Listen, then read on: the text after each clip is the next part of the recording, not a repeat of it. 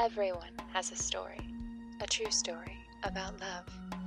Is it embarrassing, creepy, sad, funny, touching, or romantic? Is it one of the most memorable moments of your life? Tell us everything. Share your story on Love Stories Online. Tell me your secret. Tell me your stories. Tell me everything. Welcome to Love Stories Online, and welcome to our first show. I just want to thank everyone who has made contributions to this show, because without you, this would not be happening. So, thank you. I hope you like the show, and hopefully, there's a little something for everyone in this episode. Without further ado, let's get started. Do you guys remember when MySpace was popular? This story came in as a letter from Ella, and she met her soulmate on MySpace, and I'll be reading her story to you. Hi, my name is Ella, and I wanted to tell you the story of my first love, my only love, and my soulmate, Timothy, and how we met and fell in love. I was a sophomore in high school, and I had a pretty normal high school experience. I wasn't too popular, but I did have a small group of really good friends.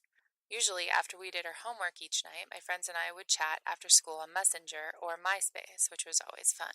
One day, I was checking my messages on MySpace, and I had one from a guy I didn't know. Occasionally, I would get random messages from guys, but they were usually what I'd consider gross. Either they were too old or really forward. But this one was different. He had a really bad quality picture, though, but from what I could see, he looked normal, maybe even a little cute. His name was Timothy, and he commented on my profile and told me all about himself. We liked a lot of the same movies and music, and he sounded really sweet. Unfortunately, he lived 5 hours away from me. We got to know each other through MySpace messages, and he would either call or text me cute little messages every day. I was really starting to like him a lot, but I didn't know if he felt the same way about me. I soon found out how he felt because after we'd been talking for 2 months, he asked me out over the phone, and of course I said yes. I talked to my mom about him and about how I really wanted to meet him. Of course, she was hesitant about it. She didn't want me to go alone and meet a stranger from the internet. She did start to feel better about us meeting after she talked to his parents on the phone, and she talked to him a few times. So she agreed that she and I could take a road trip on my spring break and we could stay for a while and visit with him and his parents. I was beyond excited. It was finally spring break, and my mom and I started out early on a Saturday morning and drove until the afternoon. We went right to his house. I was so nervous while we waited for his parents to get the door. My palms were sweating, and I totally felt like running away. But I didn't, because I was really excited to meet Timothy in person. Timothy opened the door, and I just stood there, kind of in shock.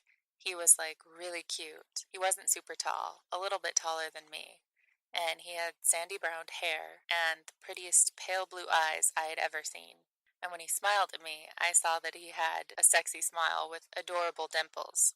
After he invited us in, we all spent the evening at his house since his parents had invited us for dinner. Dinner was a little awkward, but it went okay. His two little sisters were there, so it was kind of crazy. I kept sneaking glances at Timothy, but he was pretty quiet. I caught him looking at me several times, too.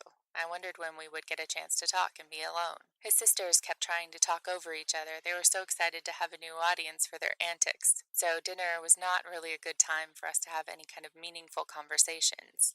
After dinner, the eldest girl, Kelsey, wanted to braid my hair, and the little one, Kiara, wanted me to read her a story. I felt a little overwhelmed at that point. Timothy came to the rescue, thankfully, and told them that I'd already agreed to go on a walk with him. Our parents agreed that that would be okay. So finally we were alone. The sun was just going down, and we walked around his neighborhood. We talked and got pretty comfortable around each other as we walked. Before I knew it, we were back at his house. Instead of going in the front door, though, he led me around the side of the house to the gate that led to the backyard. We walked back a ways along a stone path and then found ourselves under a gazebo. We sat down across from each other on the little benches inside of it. It was really cramped for space, and our knees were practically touching.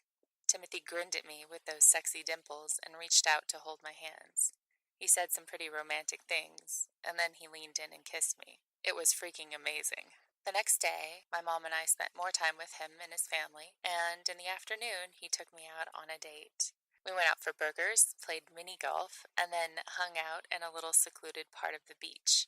We totally made out like crazy on the beach, and I was pretty sure I was falling in love with him. Never being shy to share his feelings, Timothy told me that he loved me that day, but it took a month after that before I could say it back with certainty. After my mom and I returned home, I was so sad. I missed Timothy so much, and I wished we really lived closer to each other. It was hard for both of us, but we still talked every day, which helped. We had great conversations, but we also had fights. It was a few weeks after our first anniversary, and we had been fighting a lot. I had been really stressed with school, and I just couldn't take it anymore. We were fighting so much, and I was in over my head, so I broke it off with him. He told me that he needed me and begged me not to leave him, but I felt like that is what would be best for us at that time. I just couldn't focus on school or anything else when I was miserable because we were fighting so much.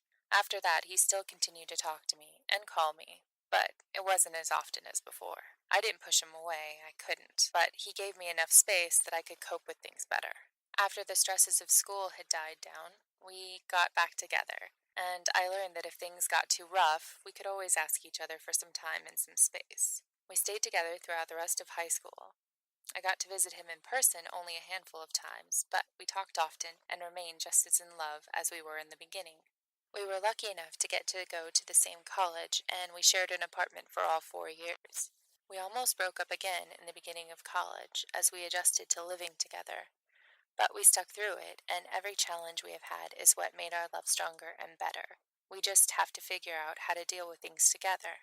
We just got married, and it's still freaking amazing every time we kiss. I love being able to wake up to a smile every day. Long distance love is hard, but we did it. We made it. He is the sweetest man I know, and I feel so lucky he wasn't the typical MySpace creep that messaged me that day. Anyway, that's my story. Thank you for reading it and for letting me share it. I love listening to love stories, so I'm super excited to hear more. Well, thank you for that lovely story, Ella. And you're right, as long as you two work together as a team and communicate, you can overcome any difficulties in your path. Our next story comes from Ronaldo, and it's a story about he and his wife and their very interesting honeymoon. Hi there. This is Ronaldo, and this story is about a romantic vacation that my wife, Stelia, and I took, and it also involves a paranormal menage a trois that happened on this vacation honeymoon of ours. First off, I gotta tell you that we've always had an interest in paranormal things, but we never experienced anything weird ourselves. So, a year after we were married, we decided to go on a belated honeymoon. We didn't have much time for one after we got married. So, this would be the romantic, exciting honeymoon we never had. We signed up for a ghost tour vacation package, and they even put us up in an old haunted hotel. It would have been a 5-star hotel if it weren't supposedly haunted, and we got it for a really good deal, so we were happy. In preparation for our trip, we decided to get more in the spirit of things and bought a few interesting supplies for our exciting honeymoon experience. We got some EVP recorders and some ghost detectors, and my wife got a new bikini. Yummy. We were both looking forward to it really lots. Finally, it's vacation time, and we fly there in the afternoon and get checked into our hotel. It was gorgeous, just like Stelia's body. She couldn't stop talking about how much she loved it. I mean the place. And wanted to redecorate our bedroom at home, just like the one at the hotel. So we were getting settled in and unpacking our clothes. We decided to head out for a nice meal before bed, as it was getting late, and we wanted a fresh start in the morning, so we could be rip-roaring ready and raring to go. I gave myself a fresh shave in the bathroom, wink wink, as my wife was getting dressed. You know how women are. She was getting herself all prettied up in the bathroom, trying to get extra sexy for me, and I was playing on my phone for a few minutes. I decided to check out the room some more. I was looking at pictures on the wall and walked past one of the bigger windows and I swear I saw a creepy reflection in the window. It smiled at me, like one of those big, sinister grins you see the bad guy make in horror movies. And then it winked. I nearly jumped out of my knickerbockers at that. I think I screamed like a little girl. My wife came running in to see what was wrong. I told her, and her eyes got really big and round. And she told me that she was excited that I was getting into the spirit of our vacation, and told me how romantic I was, and planted a big kiss on me. But no matter how juicy that kiss was, I was so scared. My heart was beating, and not because she was getting upon me. I'm pretty certain she didn't believe me at that point. She actually thought I was pretending to make things more exciting. It must have charged up her batteries pretty good. I was still definitely very spooked. So we went out and had a great dinner, despite me slightly pissing in my own panties over the scariness. We had some spicy Indian food at a romantic little hole-in-the-wall place. They kept it really dark, and my wife was flirting with me all throughout dinner, winking, flitting her hair, and just blowing beautiful little sweet kisses at me, which was great, and I was looking forward to more of that after dinner. The problem was, I kept thinking about that face. Not hers, but that face I saw in the window. The more I thought about it, the more disturbed I felt. It was almost like it liked me. That's the feeling I got anyway. So my mind wasn't fully on Stelia, our whole dinner. Despite that, we had a really nice night when we returned to the hotel. I lit candles, we played soft music, and we danced together right there in the hotel. Then we took a nice bath together in the candlelight. She rubbed my foot and talked about our future together, which involved lots of little kids. She was more interested in just practicing making the kids, and that was okay with me. Delia said it was one of her favorite romantic experiences. After the bath, we were getting more passionate with each other, and things were getting really heated. Then suddenly, Stelia's ghost detector begins beeping and blinking. I swear it wasn't me. So we finished up and then turned the ghost detector off. Stelia fell asleep quickly after that, but I lay there for hours, wondering what had set it off, and if it was that creepy face in the window that I had seen earlier. I finally fell asleep, and several hours later began to wake up some. I was kind of drowsy. You know, where you don't think too clearly when you wake up. I felt Stelia cuddling against my backside, and was going to drift back off to sleep some more, but then realized I could hear the water running in the shower. I thought that was strange and asked her why she left the water running, but there wasn't any answer. She just kept on cuddling up to me, and then she started aggressively grabbing my buttocks. It scared the bejesus out of me. It gave me the scoogly wooglies. This was strange behavior coming from my wife. I told her I didn't really like that, and I told her I'd show her something that would be nicer, and turned over in bed. As I turned over, I was so startled to see that there was no one in bed with me, that I fell off Stelia's side of the bed with a loud thud. I got up and ripped the covers off the bed, because I had to be sure she wasn't just hiding and playing a little flirty flirt with me. There was no one on or around or under the bed. Where the hell was Delia? At that point, I still wasn't thinking too clearly. So I ran over to the bathroom door and tried to open it, but it wouldn't budge. I couldn't imagine why Stelia would lock the door on me. I banged on the door repeatedly, shouting at her to open it. She turned the water off and asked me what was so wrong, and I told her that the door was locked and I couldn't get in. I had to do the little pig huff and puff like the big bad wolf. Not really, but I felt like it.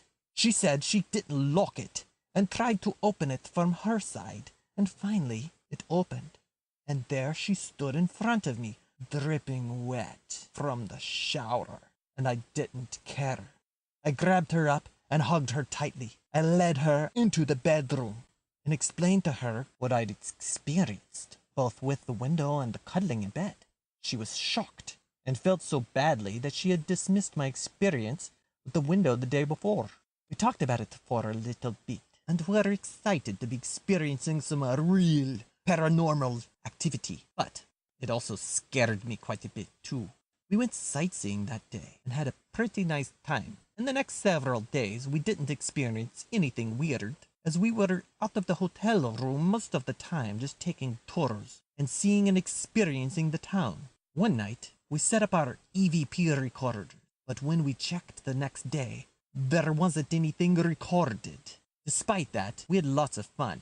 The next day, I set up a surprise picnic at a local historical park for her, my sweet Stelia. And then after that, I tried to recreate the scene I'd seen in a movie called The Notebook for her, and I had the sweet, lovely little boat ride in a beautiful lake. It was a really fun time for both of us, even though it didn't rain like in the movie. But that didn't stop me from recreating that lovely, wet, dripping experience. I had a trick up my sleeve. I had us both run through the sprinklers in the grass. I'd say that was our favorite part of the honeymoon. The day after that, we were set to take a tour of an old haunted house. Well, it was more like a mansion. It was huge, with lots of dark wood walls, floors, and furniture.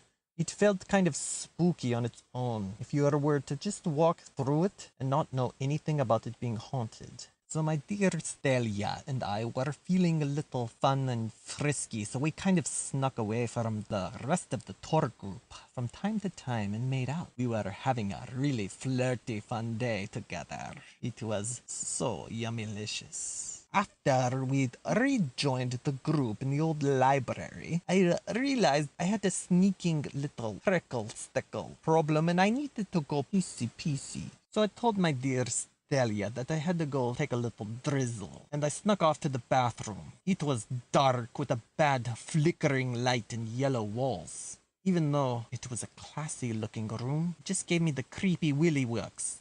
As I stood there in the bathroom all by myself, still feeling the willy worms creep up and down my spine, I unzipped, plucked it out my salami, and started to use the urinal, and the lights suddenly started to turn flicker. And the lights just turned off. I stood there in the dark, feeling quite vulnerable, with my privates hanging out in a creepy place with the lights off, and I was really freaked out by this. I stood there for a few seconds, thinking maybe the lights would turn back on. Or hopefully someone was just playing a prank on me, but one that I didn't find so funny. Then I heard a faint giggle on my left side, and I spun around towards it, thinking maybe it was my wife pulling a little tricky on me. I told her, "Please stop messing around, Stelia," and turned the lights on, but nothing happened. Then I felt some hot air on my neck, like someone breathing on me, and suddenly my pants were tugged on roughly. I couldn't imagine who would be doing such a foolish, silly little trick. Then the lights flickered several times and then they stayed on. I thought for sure Celia and I were going to have a little more fun in the bathroom, but no one was in there with me. That so scared me that I quickly finished up and ran out of the bathroom to find my wife. She was still with the group. After the tour was over and we were back in the hotel, I told her what had happened. She was not very pleased. She thought that some ghost was after her husband. I agreed, and that it seemed like something paranormal had been trying to attach itself to me. She insisted on smudging the hotel room and me. After her ritual was finished, I immediately felt lighter and better. It was almost like the other nice feelings I had with Stelia on our vacation, but these had a more energetic and spiritual feel to it. Maybe it was just in my mind, but I know that the paranormal pervert left me alone after that. We had a really nice time for the last several days we were there, and still tell people about it to this day. We still like paranormal books, movies, and shows, but we decided to retire from ghost hunting after that. Well, I hope you like my creepy, romantic, paranormal pervert story. I hope I get to hear it on the show. Have a great day, or night, or whatever you're having wherever you are. Hugs and kisses. Mwah. Wow, that is some story. First of all, congratulations, Ronaldo, for making it through that crazy experience and keeping a calm and level head. Second, thank you so much for sharing. That story had so many wonderful elements to it, creepy and funny and romantic. It was great. Thanks again, and you are definitely welcome to call and share more. As are any of you listening right now, if you'd like to share your story, just go to lovestoriesonline.com/my story. All right, our next story is from Lori, and she had an interesting experience at a charity auction. So let's hear what that was. Hi, my name is Lori, and I want to tell you about my sexy beefcake auction. I never did much dating when I was younger, as I was always pretty quiet and guys didn't really notice me. But 2 years ago, my brother and sister were tired of seeing me show up to our holidays alone, so they insisted I go with them to an auction of some kind to get me out of the house. What they didn't tell me is that it was a bachelor auction for charity, and they didn't plan to let me leave there without a date. They wouldn't even let me look at the catalog of profiles on the guys. My sister kept insisting that she'd found a good one, and then she would start bidding away, always losing out to someone more enthusiastic. Finally, my brother spoke up and said that he liked the next guy for me, and if it didn't work out, then he'd at least found another cool guy to hang out with. My sister scowled at him as the bidding started. When I saw Kyle up there, I thought there was no way a guy like that would go for me. He looked like Brad Pitt in the fishing movie. My sister grinned at me when she saw him and jumped to her feet and aggressively bid up the price to $800. Even I found her behavior scary, which is pretty much the reason why she won. I was thrilled. My sister rushed off to pay for my date, and my brother passed me the catalog with Kyle's small bio in it. As I read about him, I was amazed that he sounded less like a movie star and more like a guy I'd always hoped to meet. When my sister returned with Kyle in tow, I was suddenly struck silent. Kyle was even better looking up close, with twinkling green emerald eyes, sandy blonde hair, and a sweet smile. Kyle finally broke the silent awkwardness of me staring at him and asked me what I'd like to do on our date. I just blushed like an idiot and mumbled something about seeing a movie. 3 days later, Kyle showed up on my doorstep with a handful of beautiful white daisies and asked me if I was going to talk to him this time. I blushed furiously and told him that I didn't know what had come over me. I mentioned being shy, but not usually quite that bad. Kyle just laughed and offered me his arm. We went out to a casual Italian restaurant and had some delicious raviolis and beer. We were quietly eating the messy pasta and did the usual small talk. Towards the middle of our meals, we glanced up at each other at the same time and both burst out laughing. Kyle had a red streak of pasta sauce across his nose, and apparently I had some on my cheek. That was a perfect icebreaker, and after that we talked easily and started to really get to know each other. After that, we went to a little park in my neighborhood and sat on the swings talking for hours. It was the best first date. A few weeks after that, he introduced me to his family, including his sister's little girl. He was so patient and sweet with her, helping her dress her dollies. That is when I just knew he was the one for me. He proposed after we'd been dating for 6 months, and we decided on a long engagement. Now we are planning a simple and small wedding in our park, for just our family and closest friends. Of course, my sister and brother teased me relentlessly about what a dork I was the night we met. That little humiliation was totally worth it, and Kyle told me that he was so relieved I was a nice, shy girl. He was pretty afraid at the prospect of going on a date with my sister. Thank you for letting me share my story with you tonight. I do hope it makes it on the air. Thank you for listening. Now that's a fun story you can tell your kids about one day. I'd say your brother and sister are pretty great for caring so much about you and wanting you to be happy. That's such a sweet love story. Thank you so much for sharing it. Alrighty, our next story is from Jordan. And let's just say things didn't go too well on his first date. Let's listen and find out what happened. Hi, my name is Jordan, and this is a really embarrassing story about a first date where things suddenly go wrong. I was taking out this gorgeous girl I met at the mall. I sell phones, and she came in to get one, and we hit it off. She asked me when I got off work and showed up after my shift, and we talked a little more, exchanged numbers, and agreed to go out the following weekend.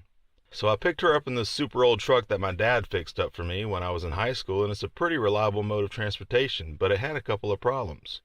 She is dressed really nice, and I felt kind of bad picking her up in an old truck, but she didn't seem to mind and was actually really down to earth. We were joking back and forth, and she was smiling over at me during red lights, and I decided to make a little move on her. I put my arm up behind her seat, and as I was doing that, the back of my seat broke, and suddenly I'm lying down. I was humiliated and terrified at the same time. I quickly sat up, and now I have to drive sitting up as I look for a place to pull over. Yeah, this is one of the problems I've had with my old truck. I keep a cooler in the bed of the truck, so I put that in the back cab to prop my seat up, and we continue on with our date. But at this point, I think I must have totally blown it with her. She actually reassured me and was really sweet about it. So I take her out for Italian food, since she said it's her favorite. This place served huge portions, and I was hungry, so I had several of their garlic breadsticks and a ton of pasta. I also had a few beers to wash it all down. We talked and were having a lot of fun getting to know each other, so I'd say dinner was going really well. Then we went to a little music concert, and I had a couple more drinks, and we danced a bit and had a really good time. At the end of the night, as I was taking her home, I started to not feel so good. My stomach kept gurgling, which was super embarrassing, and I kept trying to keep myself from burping. So we get to her house and get out. I'll walk her up to the door and think about making a move on her, but I'm just not feeling good at all, which kind of messes up my game.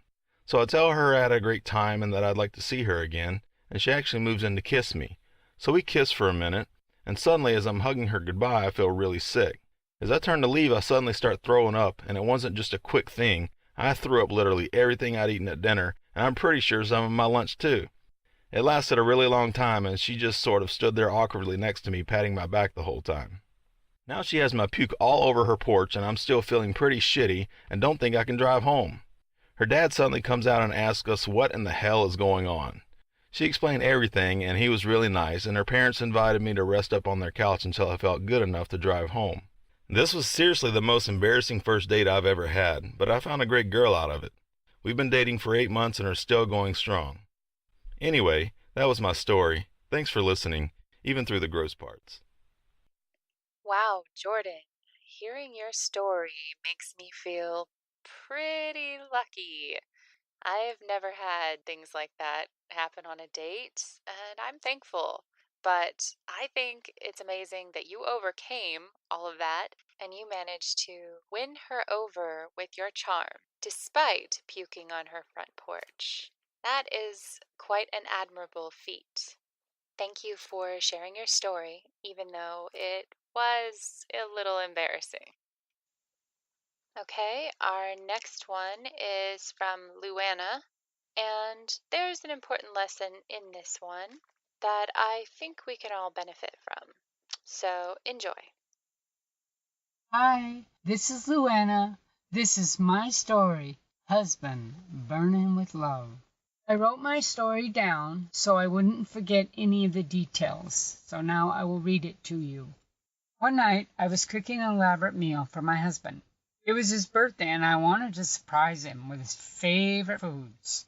I thought about him as I slaved away in the kitchen, how handsome and strong and kind he is, and how I hoped he would enjoy his birthday dinner. I had spent most of the day in the kitchen cooking. I had not slept much the night before, because after I had had a relaxing bath, I received a disturbing call from my sister about one of our older relatives. So needless to say, I had a lot on my mind as I tossed and turned that night. As I was cooking, I began to realize how tired I was from the night before. And while waiting for the stove to heat up so I could do some pan frying, I laid my head down to rest in the dining room. Several moments later, I was startled awake by a loud shrieking sound. I immediately jumped up when I realized it was a smoke alarm in the kitchen. There were flames taller than I was, and I screamed in panic, not knowing what to do. Thankfully, my husband ran into the room and began trying to put the fire out. It was wild and out of control, and my poor husband was struggling to gain control of the fire. This went on for several seconds, and finally the fire was out. But my husband had burns all over his upper body, so I rushed him out to the car and took him to the hospital. In the emergency room, The doctors were concerned with how bad the burns were, and they sedated my husband, who was now yelling in pain. They kept him in there for several hours to rest and get control of his pain. It was just horrible. When they finally released him to go home, they instructed me on how to take care of him. I changed his bandages and put ointment on his burns every night for 3 months. I felt so guilty that I had caused him to be burned that I cried every night as he slept. Finally, one night, he turned over and told me to stop beating myself up over it. I realized that he was right, and I should be focused on the happy fact that he was healing, and at least it was not more serious. When he was finally healed, I cooked him another birthday dinner to make up for the one that got burnt in the fire. And as we sat down to eat, he held my hand, gazed into my eyes, and said he'd put out that fire all over again if it meant getting taken care of by me and getting to have a second birthday celebration with me that day. So that was my story. I'm glad I got to share it with you. I hope you enjoyed it. Pay attention to your cooking. I agree with you. You should definitely pay attention when you're cooking. What a touching story, though, and so lucky that everything worked out positively.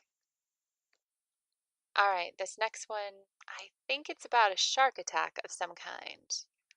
Well, let's listen and find out. Hey y'all, I'm here to tell you my story about a time I met a girl on Florida vacation, and I remember just seeing her running down the beach in her bikini, and I was just like, gajong gajong, that's nice. So anyway, I walked up to her and I was like, hey girl, what's up? And she was trying to ignore me, and so I ran out in the water, acted like there was a shark attack, and it got her attention. Basically, she kind of fell in love with my stupidity, you know. I was kind of silly and stupid, and I think I kind of got her to like me. So anyway, about the second day, I saw her because she was camping and I was camping out there, and I saw her the next day, and she actually talked to me then. So I got her number, and then she didn't talk to me long, but you know, at least I did get her number. So when I went home, I called her up, and she's like, "But you live too far away." And I was like, "Yeah, I know. I was just on vacation in Florida, but you know, maybe we could hook up. You look so pretty out on the beach." You know, she's kind of like, "Well, I don't know. I'm kind of thinking about dating somebody else." And I was like, "Yeah, well, you should date me." And she's like, "Why?" I said, "'Cause, you know, I'm Mr. Shark Attack guy. You don't know what'll happen if we have a pool party."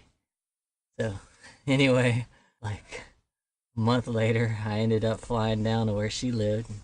We actually did have a pool party. It was summertime. I don't know. She must have just been lonely, so we spent the day together and we hit it off, and things turned out pretty good. Anyway, I flew back to my house, and about a week later, get a phone call. She says she's dating somebody else. I'm like, "What the hell?" So that's how those pretty bikini girls break your heart. So anyway, that's all I wanted to say. You know, if you see a pretty girl on the beach, stay away from her, because she's probably gonna break your heart. Unless you're a shark, and then you can break her with your teeth. But anyway, y'all have a good day. Bye. Well, I'm sorry that she broke your heart, but it sounds like you're a pretty fun guy, so you could probably do better. Try not to give up on love just because someone can't see how great you are. There's always someone out there who can. This story comes from Bree via letter submission, and I will be reading it. It's called Faith and Unexpected Love. Hi, my name is Bree, and my story is about finding my unexpected soulmate. I had my first boyfriend when I was 18 for a short time in high school, but it didn't last very long. And after that, I met Wyatt when he started coming to my church, and as soon as I saw him, I just knew that I liked him. I was 19 and he was 24. There was something about his smile, or the way his blue eyes twinkled when he talked. He says the first thing he noticed about me was my legs. I guess because they're strong and muscular looking. I've never been super forward with guys before, but one day I just had to sit next to him. It was like God himself compelled me. So quickly I walked over to his pew before I changed my mind, and I sat down. After that, I was paralyzed for a few seconds, and I let our knees touch a little. I was too nervous to move, and also, I kind of didn't want to. I liked sitting close to him. He smelled really nice, and I could have been happy smelling him all day. After services, he turned his head, and he actually started talking to me. And that continued every time we saw each other in church because I kept sitting next to him. We slowly became friends, and I really liked him, but we were really different people. In school, I always got good grades and had an amazingly supportive parents who were still together, and of course, I was always a really good Christian girl. His childhood was way, way different. His parents fought most of the time, and then they divorced. They really tried to stay together for a long time because of the kids, but that made things worse. He wasn't really a Christian back then because he was just worried about getting through each day. It was hard having so much chaos at home all the time.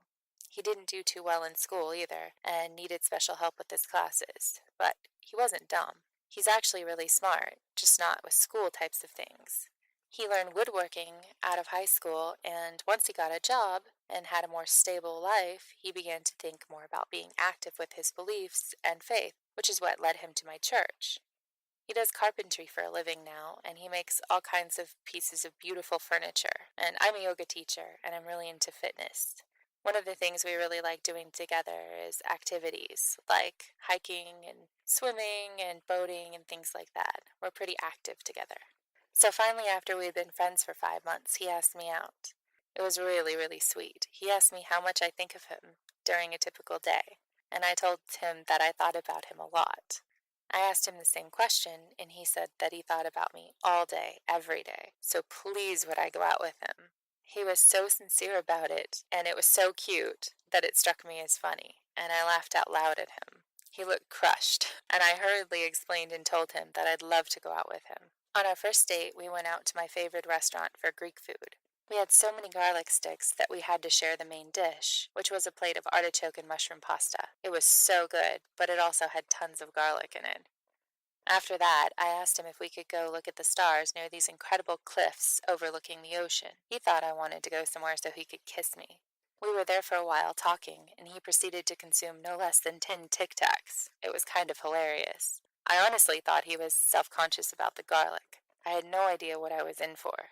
That wasn't it at all. He seized the opportunity and he tried to kiss me. I was definitely not ready for that, and I turned away from him and almost fell down on my butt. Wyatt told me jokingly that he was crushed, but we laughed it off, and I told him I just wasn't ready to kiss him yet.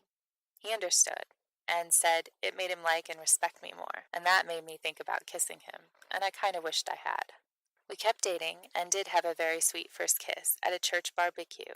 It was during a hayride at night under the stars, and it was so romantic. Thankfully, he didn't need a mint for that kiss, and I was really glad that I'd waited because it was amazing. We've been dating now for 2 years, and we're planning to get engaged next year. Wyatt is a really great guy, and such a strong person. I admire him so much. We may be opposites in a lot of ways, but we balance each other out really well. He says he still thinks about me all day, every day, and I can't wait to spend the rest of our lives together. Thanks for letting me share my story. I hope you all liked it. Well, Brie, I think that was a lovely story, and how lucky that you met the love of your life while you're so young. That's just amazing. Anyway, that wraps up the show. I hope you enjoyed it.